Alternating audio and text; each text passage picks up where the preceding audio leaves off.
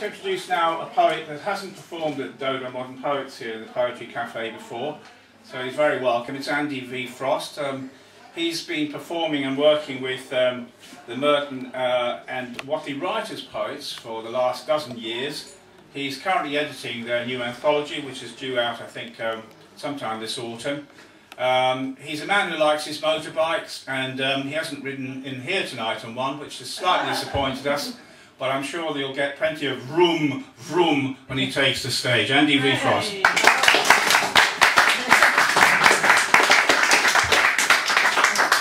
My apologies to my joint editor, Veronica Marsh there. She got missed out on that. Sorry, Patrick, my fault.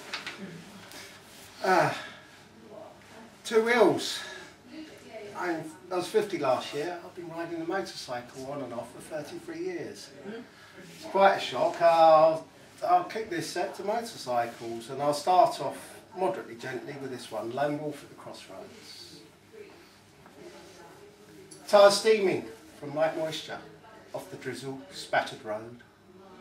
As I pull up in a lay-by with 100 miles still to go, the engine's contractions pinging and singing out in well-earned rest. Nothing moving near me. Silence. One of those times I like the best. Alone with just my bike.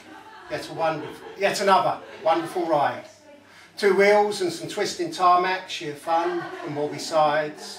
Now the stars and the moon start to pierce the scudding clouds and shed light on the road ahead, prior hidden in dark shroud. It's not so black now as I walk off those hard mileage eggs, and I suppose I should find home for my loved one's sake. So I reach for my mobile.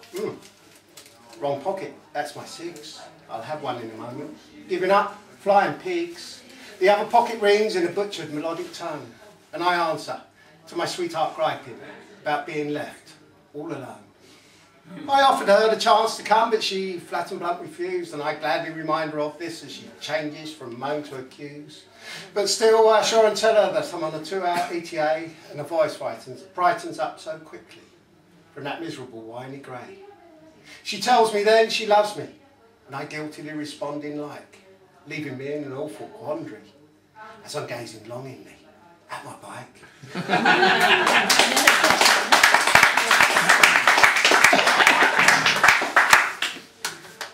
That wasn't very Valentine-ish. This one's a bit more. There's ice in the air and salt on the road with a threat of snow due at any minute. But the scary bit is, if the snow does come down, I'll have to tell her that I'm not coming. As I get on the bike, I go touring. Once a year I head north, do big miles to the big country, Scotland. Come join me on the tour. This is A9. Crossing the Firth of Forth or even the 5th of the 3rd. But I lost count somewhere back there, half hidden in the depths of a raw-natured big country to a sea breeze whipping across an otherwise placid waters. And now the mountains beckon. Now, no matter how you do it, if you're touring, you're a tourist. This is Tourist in the Scottish Highlands. Streams of tea, chilled to perfection by Precambrian ice cubes. Treacle lakes lapped by shorn or woolly sheep that proceed to devour anything green that resembles food before crossing the road. It is always greener on the other side, just as you're passing. White van man has long since changed to red van farmer, and the rats that won the race to leave the city are now lemmings in search of the highest cliff. The sun blinds you round the next bend, a spotlight for Julie Andrews launching herself over the brow with arms outstretched like an eagle. But you never see the lonely goat, and eagles are rarer than rainbows. Mountains never seem that high when you're amongst them. The dilemma of is it mist or cloud is answered once you can see clearly again, and you stop taking photos when every mountain, glen and loch looks like every other mountain, glen and loch. Yet, just when you think you've seen it all, you will reach the nearest horizon and something new will jerk open your mouth.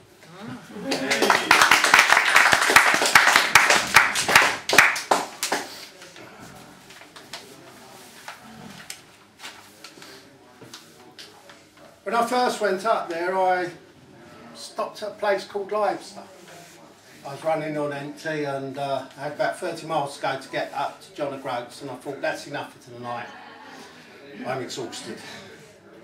It has been a happy stopping place for me ever since, partly because there's a fantastic road for 30 miles up to John O'Groats, and partly because it's a lovely place of the country.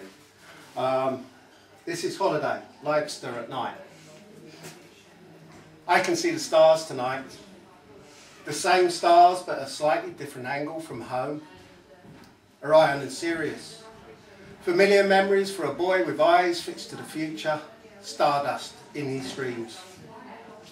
And the moon, a reddish yellow mellow peach, sultrily draped in a wispy lingerie of light cloud.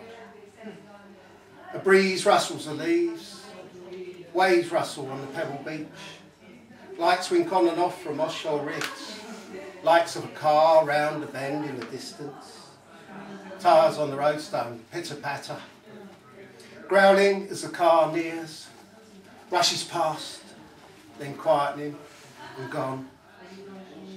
The gentle background sounds resume their space. I re-enter my lodgings with dreams on my mind.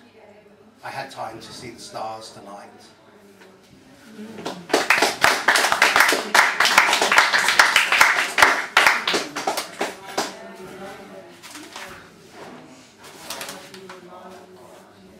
Second time I got up to Scotland, I stayed at a slightly different place, and the guy said, oh, go down here, go down here. And I've gone to it, and it's very little signposted, and it's these rickety old stairs. It's a place called Polygon Haven, where the whales go. Or whale geo. Geo is a kind of carved inlet into the... There's several hundred steps down. Some people say 365. It's always 365 no matter where you go. Anything over 330 and that's it. You can check up further, but it was a harbour active in the herring days. This is Polygon Haven. I count the steps, feel the fishwives' eyes measured in descent. I see their ghosts go empty down.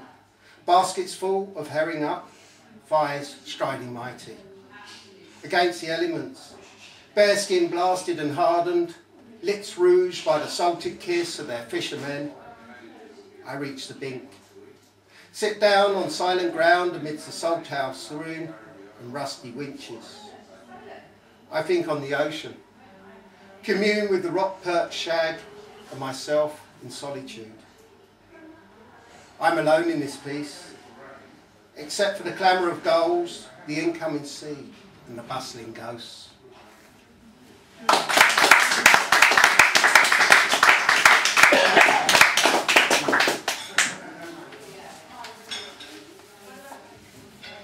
Speaking of thinking on the ocean, I was down there one day and it was rather brutal. The sea was pretty brutal, but not that brutal.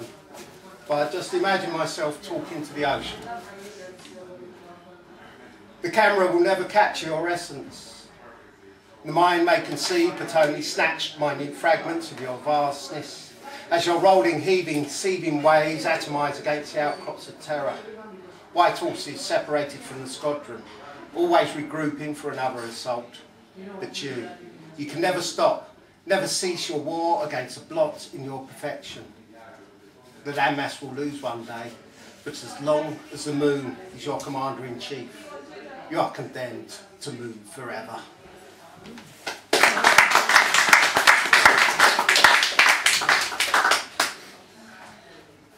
Riding a bike in Scotland isn't always good and wonderful. It's normally dodging a rain cloud or two, and sometimes it is absolute nightmare. Last year it rained all day. I started in Leicester, which is Cape Ness, right up the top there. I ended up at Wetherby about 1 o'clock the next day in the morning. Totally chattered, totally freezing, totally wet, but I didn't even dare take the camera out. It was just so wet. But my mind wrote this poem, riding through Glencoe on a very wet day. Beneath these bruised and brooding clouds, whitewater river...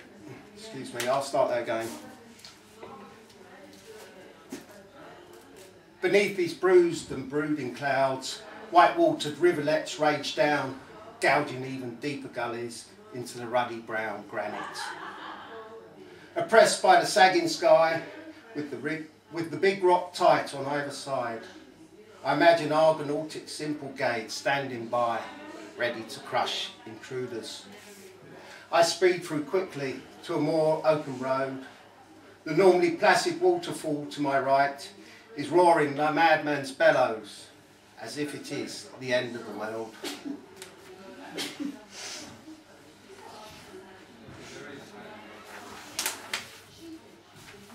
Well, I'm going to finish this set on this one. I hope you've all enjoyed the ride. I hope you've all enjoyed the tour. Now, some people think I'm mad. It can get a bit crazy, wet, cold, tiring. It took me probably about 7 years to write this one. It's called 2,000 Miles on a Motorcycle. Why? I ride alone, at my own pace. My course. No need to race with you or any other brethren. This is my way. And the stillness in my mind is the road beating time, mile after mile after mile. A thrumming meditation, carrying me through to a new nirvana. Till I reach where I'm bound for, switch off the machine, standing silent inside the following moments, for I still hum to the tune of the engine, the rhythm of the asphalt, and the song of the curves in the mountains. Thank you. Thank you for listening.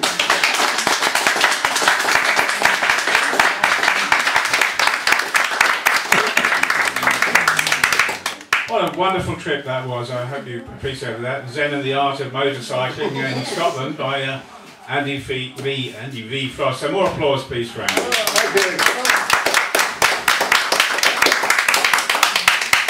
you. And he'll be back later on. I'm just going to nip upstairs and ask the nice people having a party if they could just keep the noise down. Go somewhere else.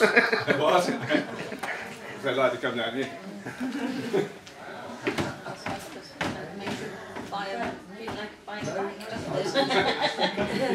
Nice just to listen, not because It was so wet. do you anything in the Highlands of Scotland Yeah. you get? I've been once really, and I left very quickly for Wales. Wait there as well. It's a very impressive ride. Oh my Okay. goodness.